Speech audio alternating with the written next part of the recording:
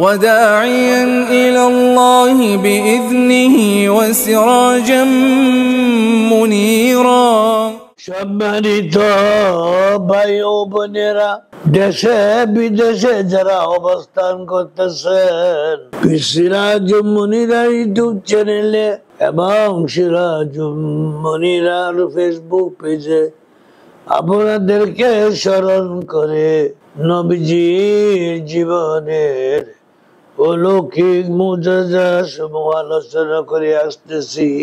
আজকে আমি বদরের যুদ্ধে সমকালীন মুজিজা সমূহ আপনাদের সম্মুখে পেশ করব।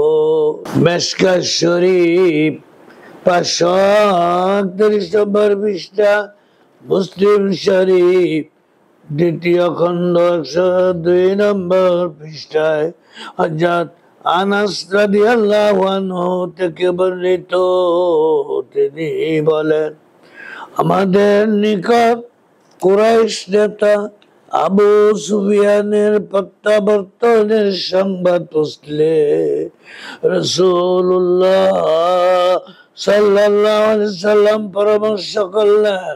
তখন আমার আনসার নেতা হযরত সাদ ইবনে উবাদা এসে উঠে বললেন, ইয়া রাসূলুল্লাহ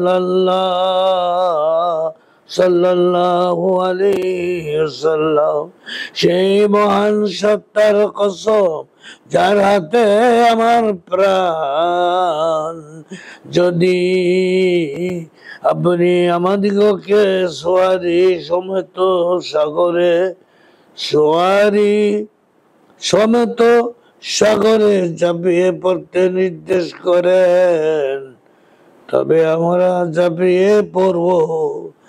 আর যদি বারকুল গিমাদ পর্যন্ত আমাদের সওয়ারিকে ছুটে যেতে আদেশ করেন, তা করতেও আমরা প্রস্তুত। হযরত আনাস রাদিয়াল্লাহু আনহু বলেন, এইভাবে রাসূলুল্লাহ সাল্লাল্লাহু আলাইহি সাল্লাম লোকদিগকে যুদ্ধের জন্য প্রস্তুত করে নিলেন।